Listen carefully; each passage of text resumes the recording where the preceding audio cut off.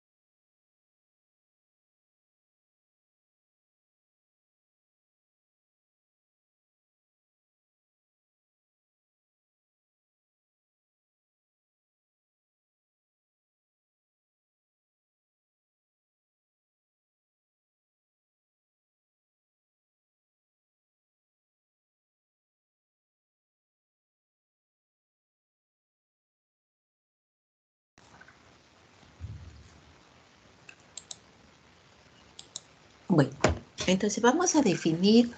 ¿Me escuchan bien, por favor? Sí, doctora, ¿sí veis? Sí. Perfecto. Estoy un poco con la alergia. Me pareció por la alergia. Bueno, entonces vamos a definir lo que es la diferencia entre un dolor abdominal agudo y un abdomen agudo. Ya que dolor abdominal es muy frecuente, es un síntoma muy referido en la parte, en el aparato gastrointestinal. Probablemente es la manifestación más frecuente que van a tener ustedes en este capítulo, el síntoma más frecuente, ¿no? Igualmente, son las causas que determinan una consulta en emergencia, en urgencia, ¿no? Y el dolor, pues, es una expresión de todos los diferentes órganos que se encuentran en la cavidad abdominal, ¿no? Entonces puede ser muy agudo de inicio, ¿no? Un cólico, de repente por una gastroenterocolitis, ¿no? Entonces es una presentación muy frecuente. Pero cuando hablamos de abdomen agudo, también es un comienzo muy brusco, pero con repercusiones del estado general del paciente. O sea, no solo es dolor, sino el paciente además se va a quejar de sudoración, de descompensación hemodinámica desde el punto de vista de sus funciones vitales, ¿no? Y que usualmente implica un proceso intraabdominal muy grave, ¿no? Entonces sí hay diferencias porque desde el punto de vista hemodinámico el paciente sí se encuentra descompensado porque hay una repercusión general, ¿no? Entonces, son diferentes.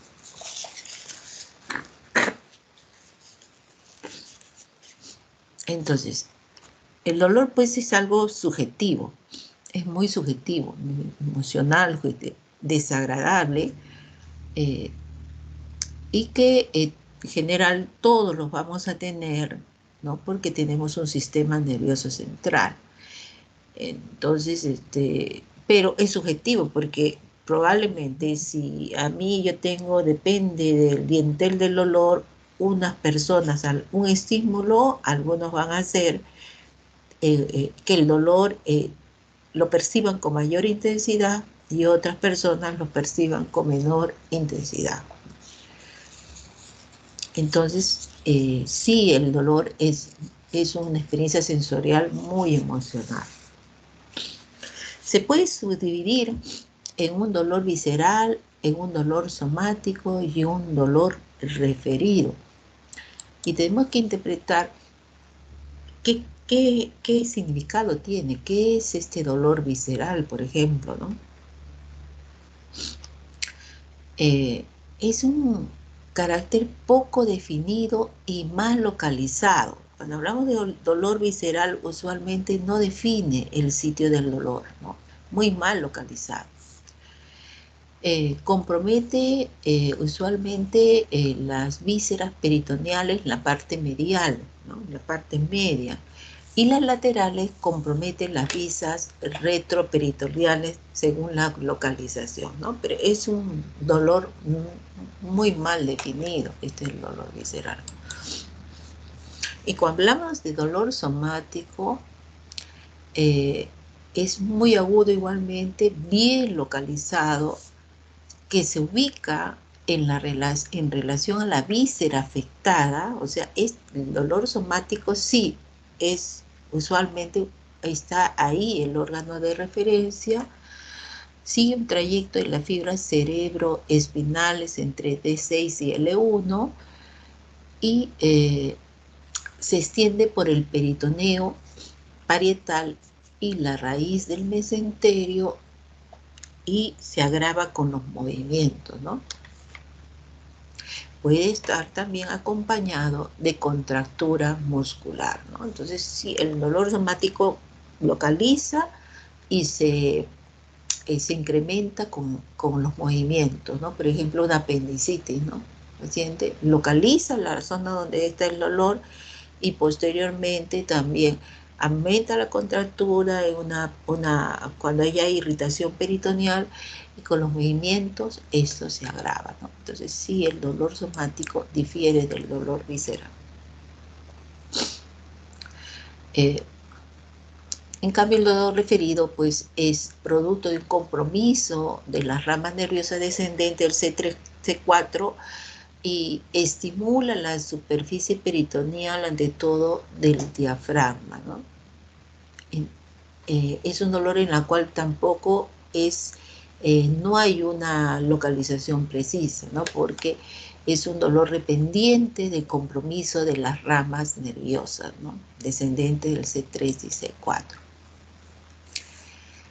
Entonces, el dolor abdominal, según la embriología, el dolor visceral típicamente está localizado en la línea media, por eso mencionamos de que más se compromete, o la forma usualmente de manifestación es en la línea media, ¿no?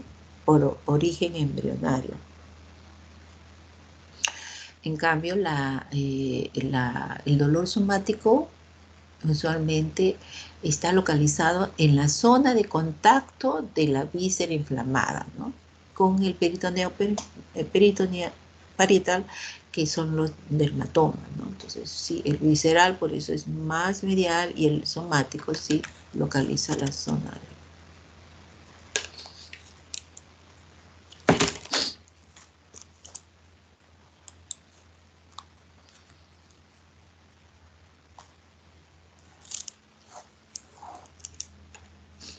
Embriológicamente también tenemos que la parte según el aspecto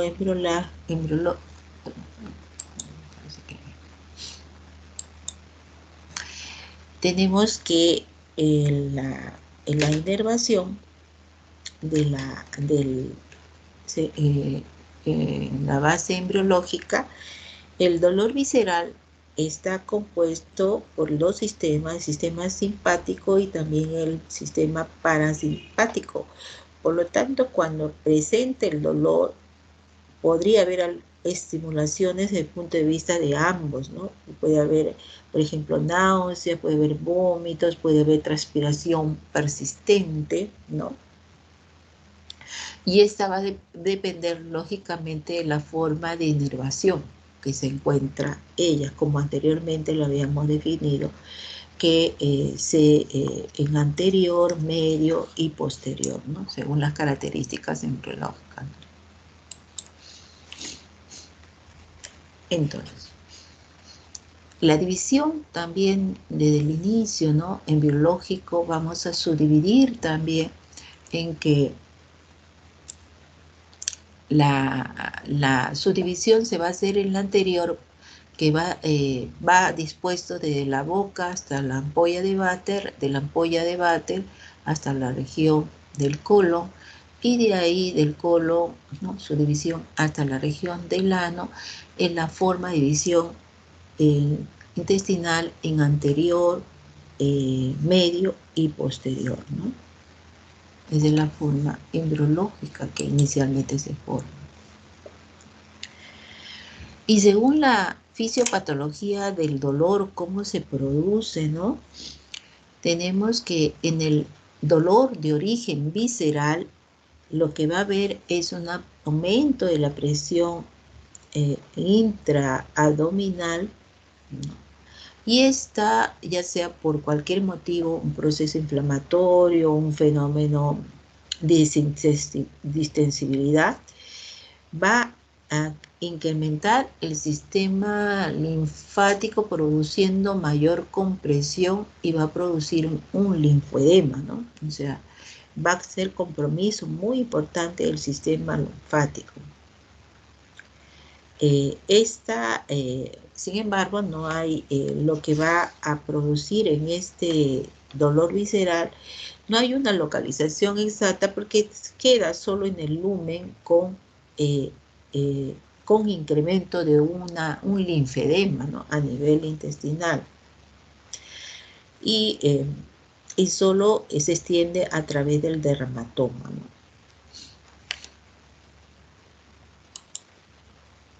En cambio, en el dolor somático, la inflamación llega hasta la serosa del peritoneo parietal y por lo tanto la localización se hace más específica, ¿no? Por ejemplo, el ejemplo más clásico es el apéndice, ¿no? Ya sí hay un dolor localizado muy exigente y con todas las características que los movimientos producen un dolor más intenso, ¿no? Porque usualmente hay un compromiso del peritoneo parietal.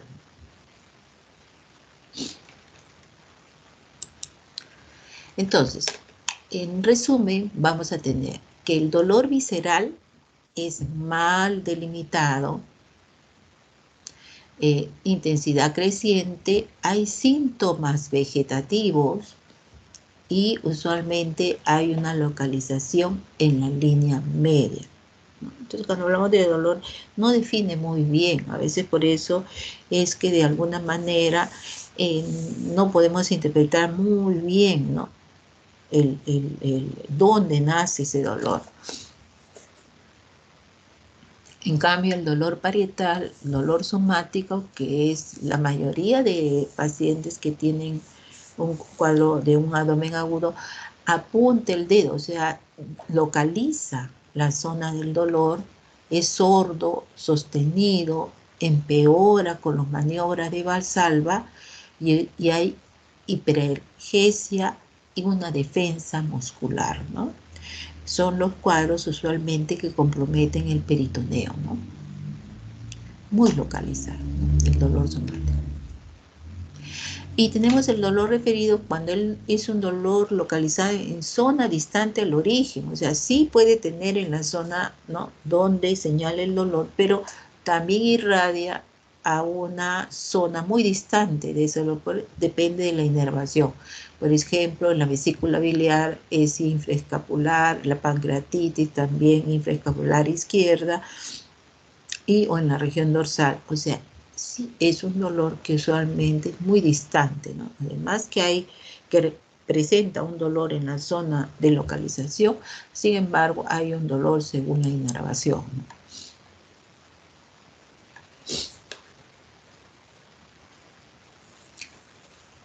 Entonces, el abdomen agudo, pues, es un síndrome, ¿no? Porque lo que hacemos es decir que hay signos y síntomas que de un abdomen usualmente con características similares y con alteraciones desde el punto de vista hemodinámicas, ¿no? Pero por eso es un síndrome que puede ser a diferentes causas, ¿no? Múltiples, ¿no? Entonces, no estamos diciendo un diagnóstico exclusivo de repente es una apendicitis, una pancreatitis, no. Está en abdomen agudo. ¿Por qué? probablemente por una apendicitis o una diverticulitis o una obstrucción intestinal con necrosis, etcétera. O sea, solo decimos que es un abdomen en la cual es una emergencia, ¿no? Pero al decirlo ya es bastante, ¿no? Porque todo el mundo, al leer un médico, va a entender que este abdomen va a requerir un tratamiento médico o va de inmediato o un tratamiento quirúrgico probable, ¿no?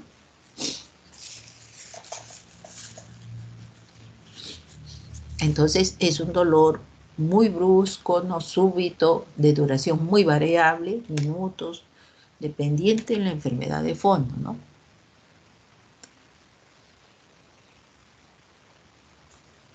Entonces, de origen muy duro.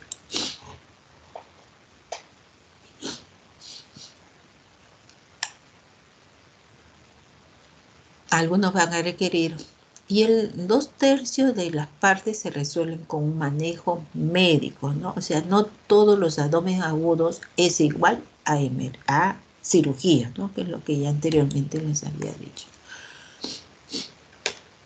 Entonces, el dolor abdominal en general se subdivide en extraabdominal, intraabdominal o procesos sistémicos, ¿no? Porque muchas veces también puede ser extraabdominal, ¿no? Por ejemplo, un proceso retroperitoneal, un absceso de repente renal, también genera un abdomen agudo porque usualmente depende de la ubicación, lógicamente, del absceso. Y si es un absceso que, que es en el polo superior y más está hacia atrás, me va inclusive a bombamiento en la región lumbar. Pero si es el absceso, está dirigido hacia adelante, lo que va a ocasionar es un dolor intraabdominal, entre comillas, pero no pertenece al abdomen. ¿Ya? Entonces, eso hay que tener mucho cuidado. O, por ejemplo, la presencia de un embarazo ectópico en aparato genital. El paciente a veces son una edad reproductiva y viene por un dolor intenso en la cavidad abdominal y anemia, pero muchas veces sí se dan cuenta de la anemia. Es una paciente que ha estado inclusive a veces reglando y que viene por un dolor intenso, ¿no? Nos damos con la sobredosis muchas veces que está relacionado con un embarazo tópico y es un abdomen, entre comillas, también se puede definir como un abdomen agudo. Entonces ahí hay la intervención rápida. Pasa a cirugía general o pasa a ginecología, depende cómo lo reciben y cómo esté el paciente, ¿no? En los estudios inmediatos que se van a realizar, ¿no? Y el examen físico que va a complementar para descartar si es un problema ginecológico o es un problema efectivamente abdominal, ¿no? E intoxicaciones por fármacos también pudieran generar, o enfermedades hematológicas como por ejemplo las leucemias generan mucho dolor abdominal muchas veces en estado de las lisis, ¿no? Celular, y entonces no necesariamente es un tratamiento quirúrgico, ¿no? Está relacionado con la enfermedad de fondo, ¿no?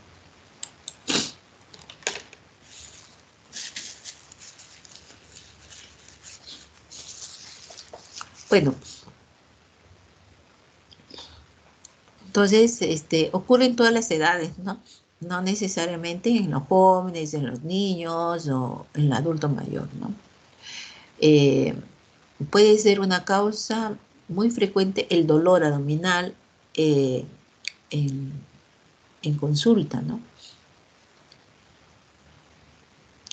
Pero es importante, sí, cuando es un abdomen agudo, eh, eh, hacer el diagnóstico lo más tempranamente posible porque tiene una alta mortalidad.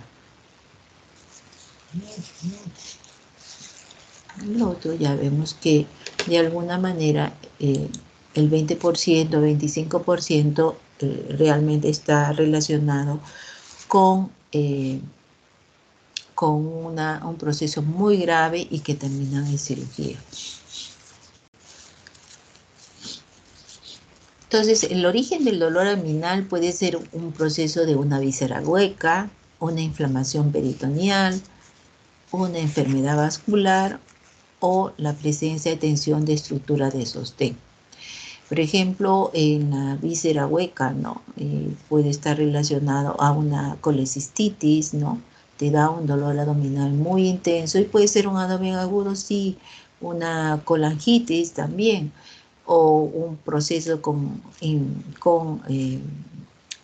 ya con infiltración a nivel peritoneal, un aneurisma de la aorta, por ejemplo, o puede de alguna manera ser interpretado como un abdomen agudo porque el paciente está sumamente doloroso y con una descompensación hemodinámica. Entonces, vamos a ver que el origen del dolor puede ser múltiple, ¿no? Y el dolor abdominal usualmente puede ser un dolor referido, ahí tenemos que buscar otro problema metabólico, neurogénico o psicógeno también, porque el paciente muchas veces, como es algo subjetivo, si el paciente me refiere cualquier un NN que tiene dolor abdominal, yo tranquilamente el examen físico hasta la rigidez muscular me puede el paciente, si lo desea, hacer mayor contractura en la región abdominal. Por lo tanto, el examen físico es sumamente importante, que el médico esté bien entrenado para descartar posibilidades de equivocación, ¿no? Porque muchas veces pueden ser operados pacientes con una apendicitis y realmente no lo tenían, porque el paciente por la ansiedad o el estrés o el conocimiento de la enfermedad pensó que ese cuadro doloroso muy leve, él como es algo subjetivo, él generaba mayor respuesta o mayor presencia de dolor, entre comillas sentía más dolor, y como son cuadros aprendidos, él ya se sugestionaba que tenía un apéndice, y muchas veces han sido operados con diagnóstico equivocado, ¿no? Tenemos, por ejemplo, el colon irritable, es usualmente paciente multisintomático muchas veces, y este paciente muchas veces ha pasado por estos procesos, ¿no? De cuadros dolorosos abdominales.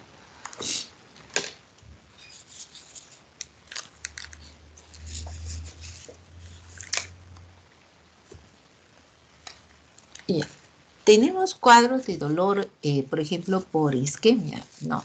En infarto intestinales, en pacientes por isquemia mesentérica, ¿no? Por el síndrome de hipercoagulabilidad, ¿no? Por ejemplo, un lupus eritematoso con, eh, con anticuerpos antifosfolipídicos, ¿no? Que genera trombosis vasculares, venosos y arteriales, ¿no?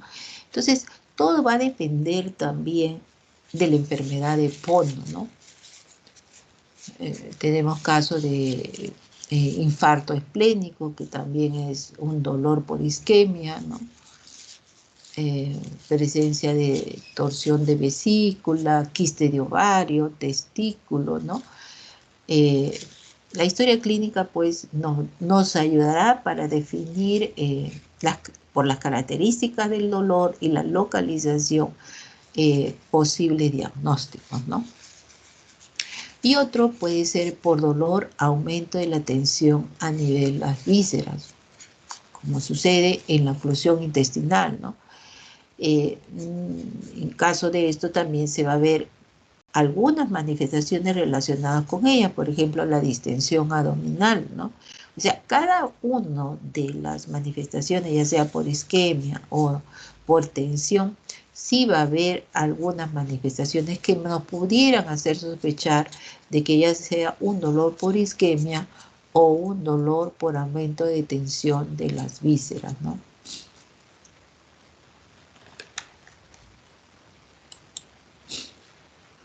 Pero también tenemos causas extraabdominales, ¿no? Una neumonía basal también a veces nos puede generar eh, presencia de dolor, por ejemplo, en la región del hipocondrio derecho, ¿no?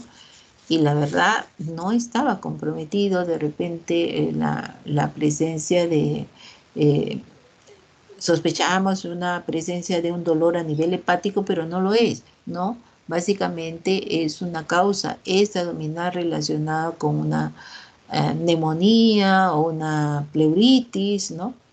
En la base de la emitorias, de repente derecho, pongamos, ¿no? O de repente un dolor en la región epigástrica, entre comillas, no era tan epigastria, era un infarto de la cara inferior a nivel del corazón, ¿no? Y lo que estábamos viendo, ante todo, es un infarto miocárdico agudo. Y a veces lo interpretamos como que el dolor era epigástrico y relacionado a una úlcera péptica, ¿no?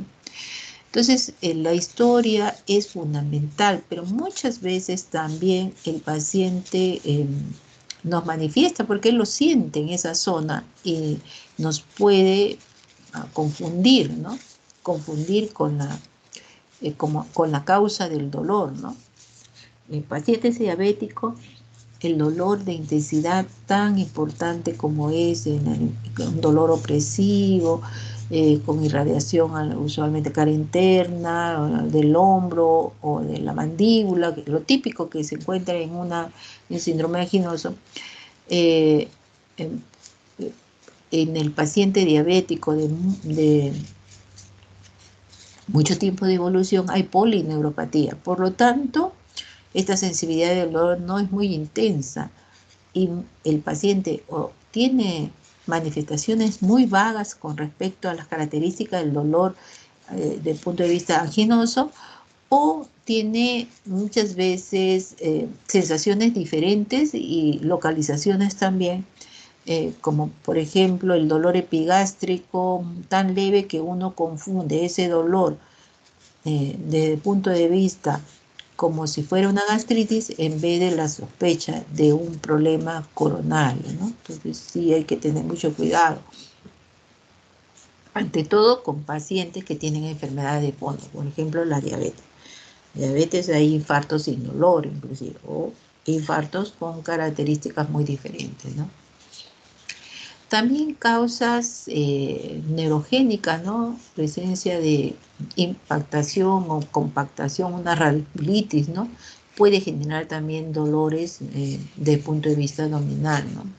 Las claves dorsal, una rigidez muscular muy intensa también te puede producir dolores a nivel abdominal. La presencia de insuficiencia suprarrenal, ¿no? Es una característica, son los dolores abdominales por deficiencia o en caso de muy agudez de este proceso.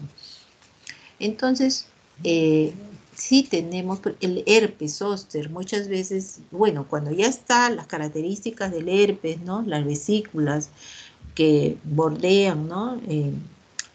El trayecto nervioso, ya uno dice, bueno, este es un herpes, pero en la fase inicial, cuando recibe el proceso y no se ve estas lesiones, estos dolores tan intensos en la región abdominal, uno podía presumir que es una causa intraabdominal, ¿no? Y el paciente lo acusa así, ¿no? Me duele. Y de repente a los 2 días recién comienzan a aparecer las vesículas, ¿no? Pero inicialmente uno tiene sospecha, ¿no? Entonces la historia clínica es fundamental, ¿no? Para descartar otras causas extraabdominales que puedan presentar. Con respecto a las características del dolor, el dolor puede ser cólico, ¿no? Por ejemplo, sensación como de calambre o de espasmo, ¿no? O retorcijón, ¿no? Es producido por una víscera hueca, ¿no? Entonces, el paciente lo va a referir, ¿no? Tengo un dolor tipo cólico. ¿Y cómo es el cólico? Me retuerce, ¿no? Como calambre, ¿no? Es un dolor de víscera hueca. El dolor tipo ardor, ¿no? O urente, ¿no? O quemazón también son los sinónimos que el paciente va a decir, ¿no? Es por irritación de mucosa, de esófago, estómago y duodeno. Tenemos otro, es el dolor gravativo, es un dolor de opresión, pesadez, distensión. generalmente relacionado a distensibilidad de la cápsula, ¿no? De órganos sólidos por distensibilidad de su cápsula, ¿no? Por ejemplo, en una hepatomegalia, ¿no?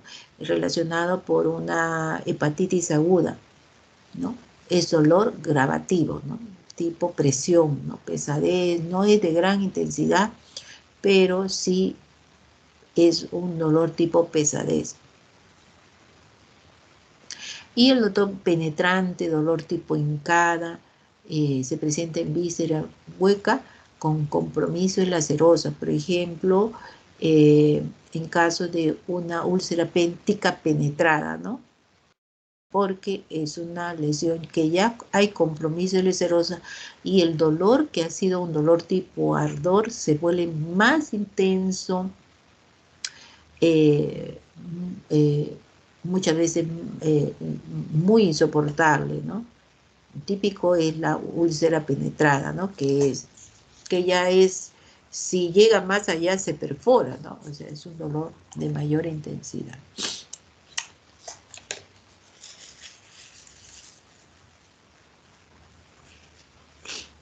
Tenemos que saber que el dolor también se transmite por el sistema nervioso central, por dos tipos de fibras, ¿no? En las fibras A delta mielinizantes y las deltas y las fibras C finas no mielinizantes, ¿no? Y el dolor de las fibras A delta se distribuye ante todo por piel y músculos, también llamado un dolor epicrítico, ¿no? En cambio, las fibras C finas, no mielizantes, ahí está incluido el peritoneo, la víscera, ¿no? El peritoneo visceral y las vísceras, ¿no? Es un dolor sordo, mal localizado, de inicio impreciso y gradual. Ese también se denomina un dolor protopático, ¿no? Entonces, es la forma por intermedio de ante todo del peritoneo visceral y las vísceras, es la transmisión por las fibras C finas no mielizantes, ¿no?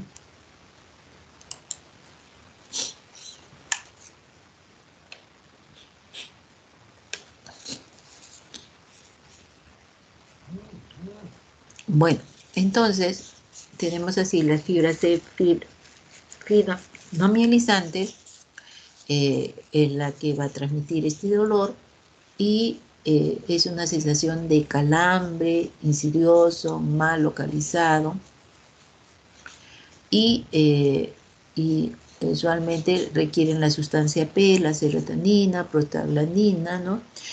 Intervienen estos estímulos que se perciben por los quimiorreceptores viscerales, ¿no? Muy importante, ¿no? Estas fibras C no mielizantes.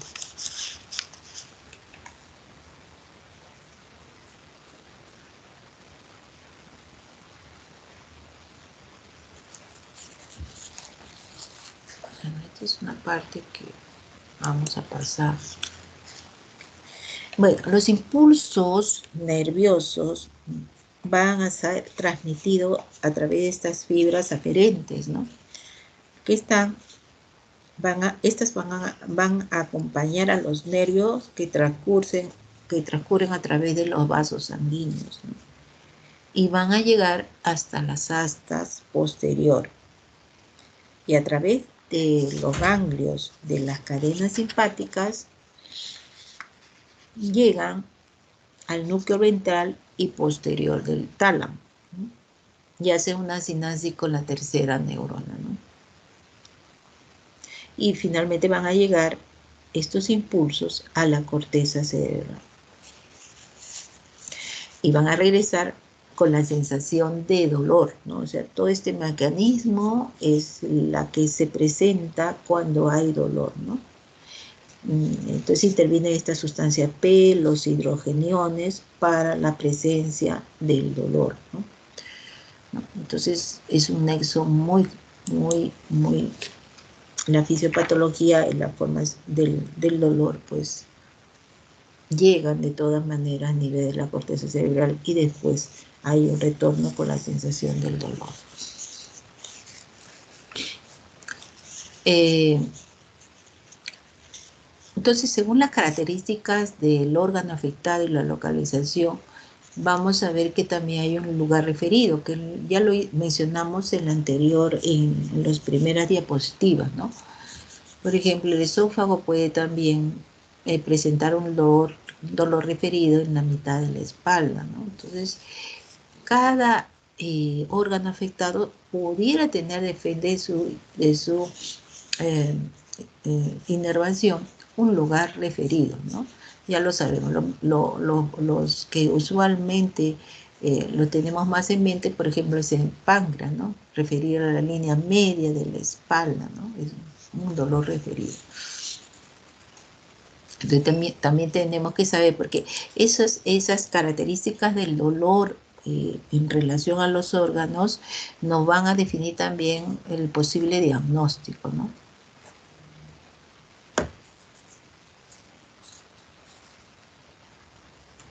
Bueno, entonces una de las características que tenemos que es que las terminaciones nerviosas de las fibras del dolor en la víscera hueca, ¿no?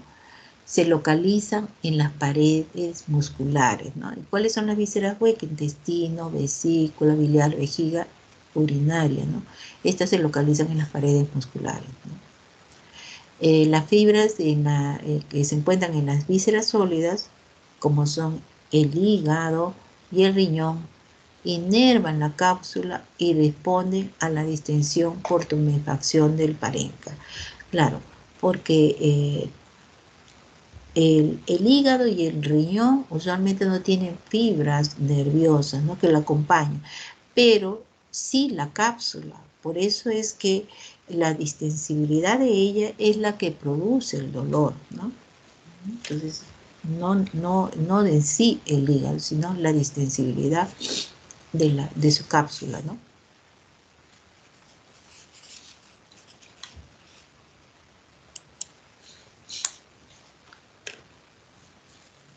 Entonces, vamos a tener otra forma de diferenciar, ¿no? Los cuadros abdominales ya cuando pensamos en un abdomen agudo. Si es una peritonitis generalizada o si es una peritonitis localizada, ¿no? Generalizada porque ya hay compromiso prácticamente del peritoneo que desborda más allá del órgano afectado, ¿no? O sea, ya compromete casi todo el peritoneo. Y localizada cuando compromete solo el espacio del órgano afectado, ¿no?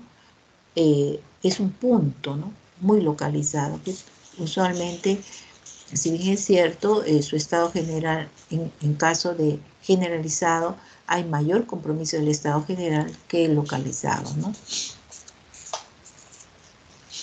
Entonces tenemos ahí peritonitis generalizada, perforación en la víscera hueca, ¿no? O una peritonitis bacteriana primaria, por ejemplo, lo que vamos a ver en la paciente con, en, en el caso de una cirrosis hepática complicada, ¿no?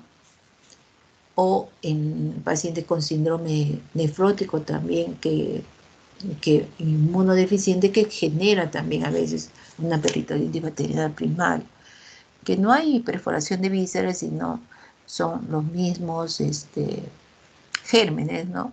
Hiperproliferación del germen de la cavidad abdominal pasan a través del sistema linfático y nuevamente llegan al peritoneo y hacen una peritonitis bacteriana primaria. Entonces, estos son usualmente peritonitis generalizada. Y las localizadas, usualmente tenemos acá, por ejemplo, una apéndice. Bueno, ella también se puede transformar en una peritonitis generalizada, pero inicialmente es un proceso inflamatorio y después ya tiene en el entorno, se localiza, ¿no? Y es una peritonitis localizada, una colecistitis también, ¿no? O una diverticulitis aguda del colon también, o puede ser una pancreatitis. Claro está que cuando ya se abre, ¿no? Por ejemplo, en una pancreatitis necrotizante, ¿no?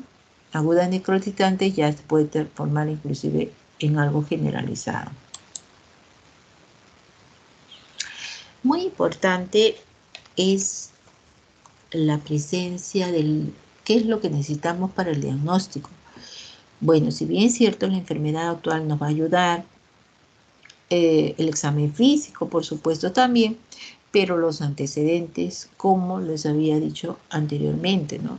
Dice paciente joven con un cuadro abdominal agudo, sin antecedentes, muy agudo de horas, de repente es un embarazo ectópico, ¿no? No es un apéndice, porque inclusive el embarazo ectópico no localiza bien, el apéndice sí localiza, los divertículos también. Entonces, al descartar rápidamente posibilidades diagnósticas, nos hacemos la sospecha según las características del paciente, mujer, joven, con pareja, etcétera, y además otros signos, ¿no? Entonces, en cirugía es un pensamiento muy rápido, ¿no? O sea, por eso es que los alumnos tienen que estar muy entrenados también, porque desde el inicio razonar posibilidades diagnósticas, ¿no? Desde que lo vemos, ¿no? ¿Qué puede ser, ¿no? La edad, todo.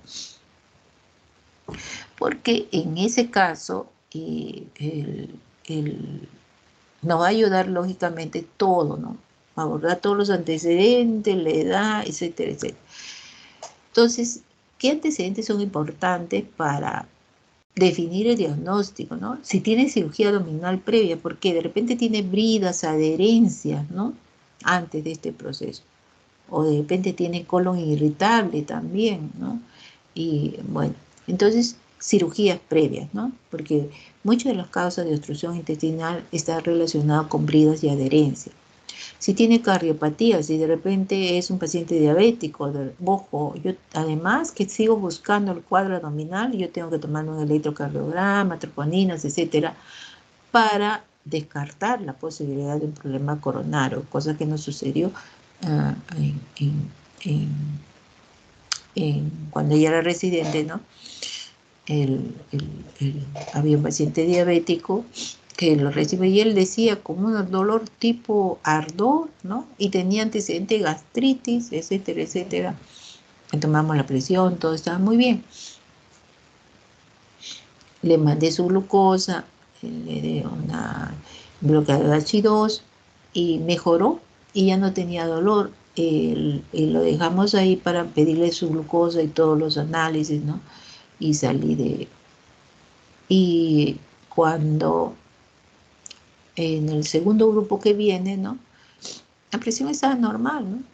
El segundo grupo agarra, le evalúa nuevamente, llega a todos sus análisis, el paciente, según refería, ya no tenía molestias, ya ninguna, ¿no? Según lo que me dijo el segundo grupo que vino, y lo mandaron a su casa, y era una mujer diabética, y después llaman de su casa 6 horas después que había fallecido, ¿no? ¿De qué había fallecido? Probablemente un infarto miocárdico.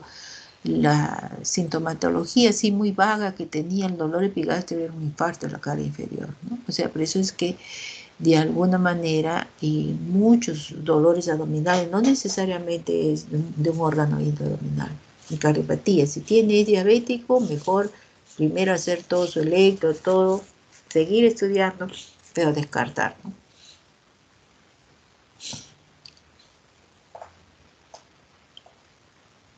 Si hay presencia de la mujer en edad fértil, ya habíamos dicho, ¿no? Diabetes, ¿no? Problemas oncológicos, ¿no? O si ha habido también contusiones intraabdominales, ¿no? Entonces, todos estos datos son importantísimos, ¿no? Para nosotros hacer una suposición de diagnóstico, ¿no? ¿Qué es lo que cuál es el cuadro semiológico que tiene el paciente? ¿Cómo se inició? ¿Qué grado de intensidad tiene el dolor? ¿El tipo de dolor? Factores que exacerban, cómo es el ritmo, dónde se localiza, cómo se irradia, qué factores acompañan, qué factores disminuyen. Mire, todo esto es con respecto al dolor. Si estamos hablando de un dolor de abdomen agudo, definitivamente el dolor, pues, nosotros tenemos que acompañar con una historia clínica que nos diga todas estas características del dolor, ¿no? Doctora, tiene dolor abdominal. ¿En dónde? En el epigastrio. ¿Qué más? Ay, no sé. Voy a preguntar. En dolores tipo cólico. Ay, ¿qué más? Bueno, entonces, no. ¿Cómo va a acompañar? Si va a haber relacionado a algún alimento también. ¿Qué factores, no? Tiene dispepsia en las grasas, ya lo tenía, ¿no? O sea, ¿dónde se localizó? Qué tipo de dolor. Entonces, todo esto tiene que ir acompañado, ¿no? A veces me ponen una historia clínica con 2 características del dolor. La verdad que no llevan a nada, ¿no? Por la rapidez que quieran hacer. Entonces, según la característica del dolor súbito, miren cuántas cosas podría ser. Y esto es tal vez lo más frecuente, ¿no? Una úlcera perforada, una ruptura de un aneurisma de la aorta, ¿no? Obstrucción mesentérica, esta es más difícil, la torsión testicular también puede, ¿no? Un dolor abdominal bajo, ¿no? Un quiste de ovario torcido también en mujeres, también te produce un dolor muy intenso abdominal, embarazo ectópico, un infarto miocárdico, ¿no? Eh, eh, en la ruptura del aneurisma de la aorta, a veces ya ni da tiempo a examinarlo, ¿no? ¿No? Y en otros sí da tiempo, ¿no? La disección de la aorta, ¿no? Así que un buen examen físico nos puede ayudar. Pero un buen examen físico, bien, porque posteriormente, ahora como hay una alta tecnología, definitivamente los diagnósticos se perfilarán mejor con todos los estudios que se van a hacer posteriormente, ¿no? Antiguamente, pues no se contaba con la tomografía, resonancia, una serie de estudios. Entonces todo era, fíjense, el examen físico y se tenía radiografía, ¿no? Pero no en todo se podían hacer. Pero ahora los diagnósticos salen más rápido, ¿no? Que antes, ¿no?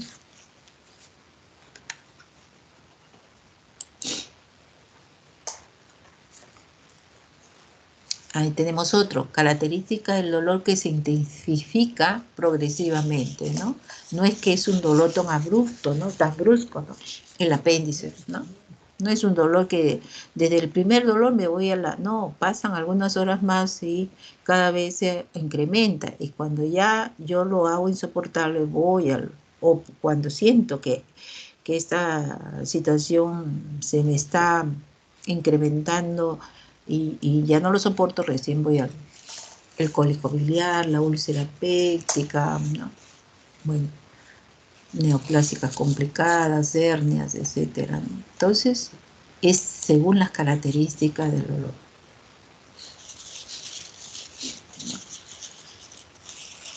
Entonces, por ejemplo, el apéndice, ¿no? Tiene una serie de características iniciales, ¿no? Usualmente dependiente, tiene un carácter muchas veces migratorio porque es dependiente de los estímulos de los sensores somáticos. Por ejemplo, es frecuente, ¿no? En la región epigástrica o periumbilical el inicio del dolor, un poquito mal definido. Quien ha tenido apendicitis ya no se olvidan porque es muy vago este dolor, ¿no? Hay sensación, ¿no? Periumbilical o epigástrica, ¿no? Después ya se transforma en un dolor ya visceral localizado, no, todavía visceral, y finalmente ya hay una localización más tardía, ¿no? Que es horas después, ¿no? Ya se vuelve un dolor más somático, ¿no? Más somático. O sea, primero es un carácter un poco migratorio, un periumbilical, después es algo visceral que no se localiza muy bien, y finalmente ya se localiza como un dolor somático, y finalmente si es un cuadro, ya hace un cuadro peritoneal localizado, ¿no? Fíjese que es la característica de su dolor, ¿no? Es progresivo, ¿no? Y variable, ¿no?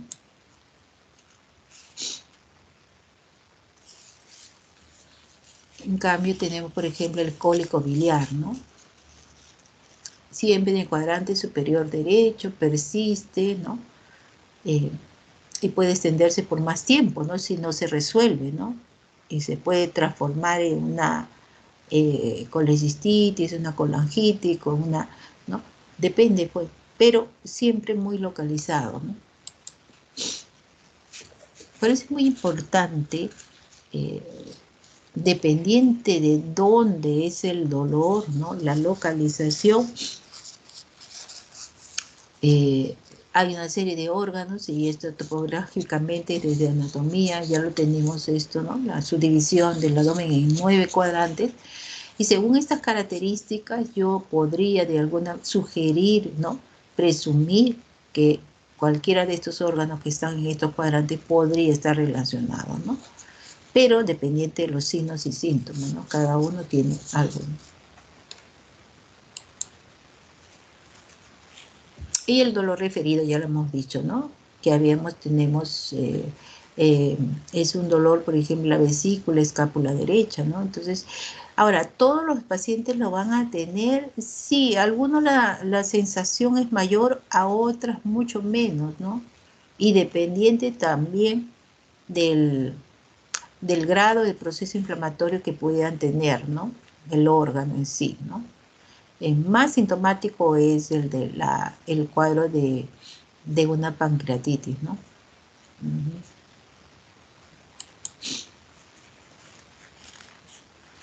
Uh-huh. Sin embargo, hay síntomas vegetativos y que tenemos que tener en cuenta que no solo por eso les digo va a venir el dolor, ¿no? El paciente puede tener otros síntomas agravados como náuseas, vómitos, diarrea, un cuadro de una estreñimiento, por ejemplo, un fenómeno de una obstrucción intestinal baja, ¿no? Estreñimiento, anorexia, melena, retorragia, si es un paciente con una úlcera péptica perforada, ¿no? Previo tenido, hematoquesia, o sea, otros signos que me pudieran ayudar también a hacer mi interpretación para llegar a mi diagnóstico, ¿no?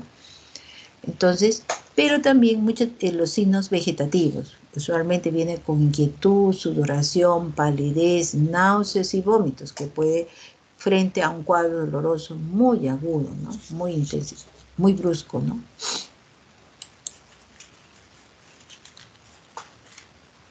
Pero ya lo hemos visto. Es muy importante, pues, la exploración física, ¿no? La inspección, auscultación, la palpación y la percusión. Son elementos básicos que vamos a tener en emergencia porque estos pacientes usualmente van a, si es muy brusco y muy agudo y de intensidad de frente van a ir a emergencia. La mayoría, ¿no?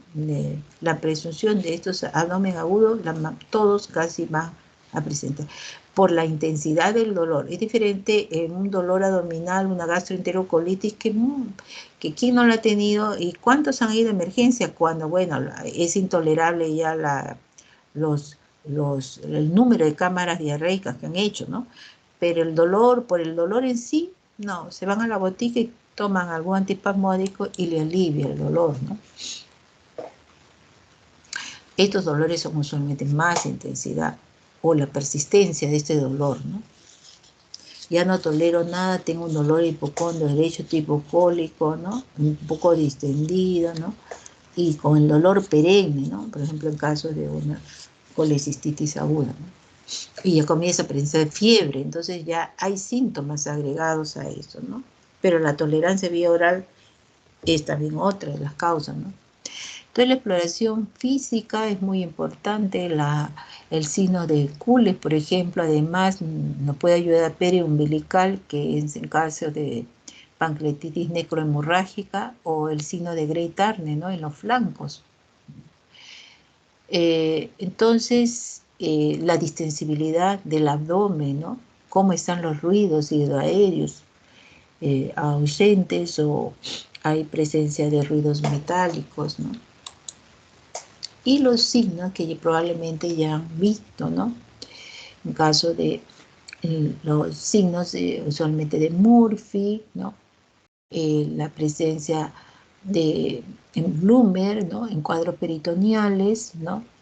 El obturador esófago es en caso de sucedáneos de cuadro apendicular.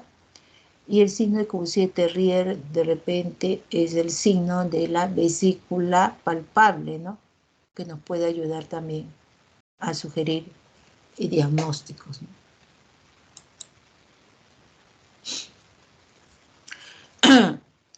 Tenemos la exploración física, ¿no? También, o sea, si está muy timpánico, ¿no? Por ejemplo, en caso de pacientes que tienen, ¿no?, obstrucción intestinal, o de repente encontramos masas, ¿no?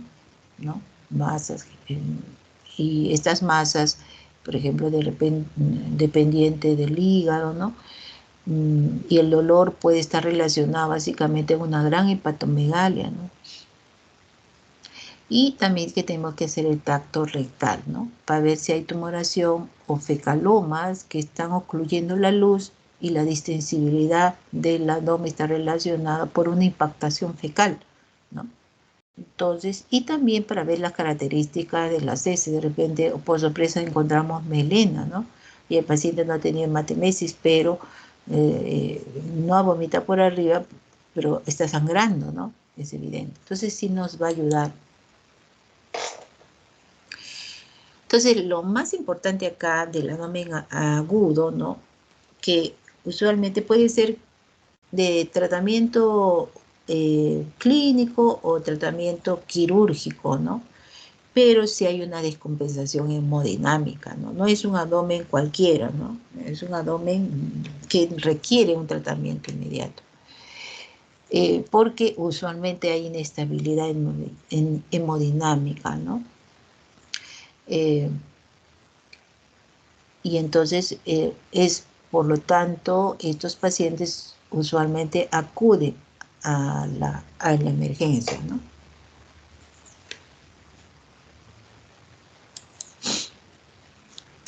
Estas pruebas complementarias va a depender lógicamente de nuestra impresión diagnóstica, ¿no? Si pensamos que hay un proceso infeccioso, como por ejemplo la apendicitis, hay una leucocitosis con neutrofilia, ¿no? Si es una aneurisma, disección del aneurisma abdominal, vamos a pedir, usualmente vamos a encontrar anemia.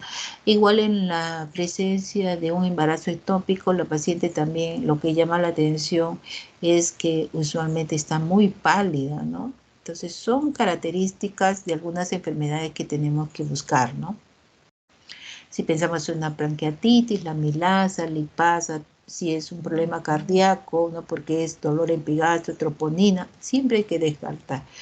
Y a nivel hepático, las bilirrubinas, las transaminasas, ¿no? Y si hay un cuadro infeccioso, PCR, ¿no?, o velocidad de segmentación.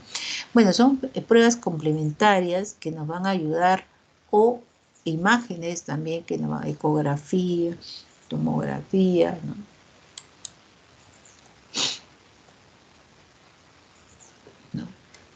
Para ver y localizar muchas veces y especificar más nuestra posibilidad diagnóstica, ¿no?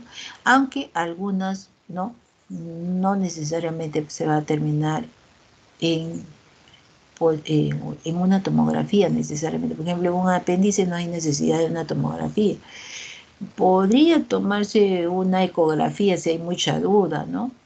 Pero si es un apéndice muy localizado y con las características y el hemograma y la sospecha y el examen físico, es suficiente para entrar a sala de operaciones, ¿no? Bueno, el tema es bastante complejo, pero lo que quiero recalcar que, bueno, el dolor, pues, de un abdomen agudo, uno tiene que hacer una presunción desde el inicio, ¿no? No es un dolor abdominal cualquiera, ¿no? Es un dolor con compromisos sistémicos, ¿no? Entonces, este paciente no debe ser confundido con un abdomen doloroso simple, ¿no? Porque las horas que se transcurren frente a un diagnóstico mal dado o una primera impresión muy simplista podría acarrearle de alguna manera, complicar más su estado general del paciente, ¿no? Y finalmente de un cuadro que podría salir más tempranamente, por las graves complicaciones, finalmente llega a una alta tasa de mortalidad, porque no se resolvió en las horas precisas, ¿no? Se esperó demasiado, ¿no? Eso es la... Muy bien. Pregunta, chicos.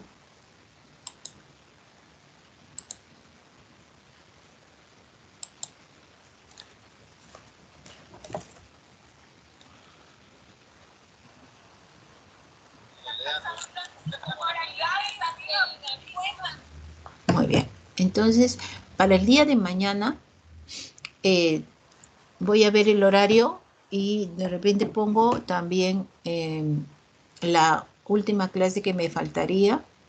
Sí, doctora. Y ya, entonces, ¿para qué? Porque creo que ustedes no sé cuándo tienen examen. Es el 22, que cae martes, me parece. Sí, perdón, el miércoles. Entonces, Al, si avanzamos el día de mañana, estaríamos dejando un poquito más libre el lunes y el martes de la siguiente semana. ya, muy bien. Entonces, yo creo que nos quedamos a ver si con la delegada posteriormente nos ponemos de acuerdo el horario, pero usualmente es un horario también similar a esto, si lo hago. ¿Alguien alguna pregunta? Ingrid. Doctora, buenos días. Tuve problemas de poder ingresar por el problema Ah, de sí, ya, a ver, un ratito, voy a apuntarte.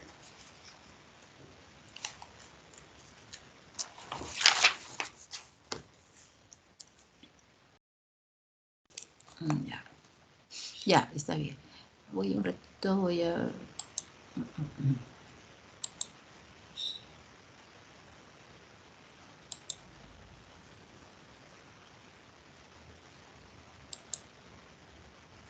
Voy a cargar la lista.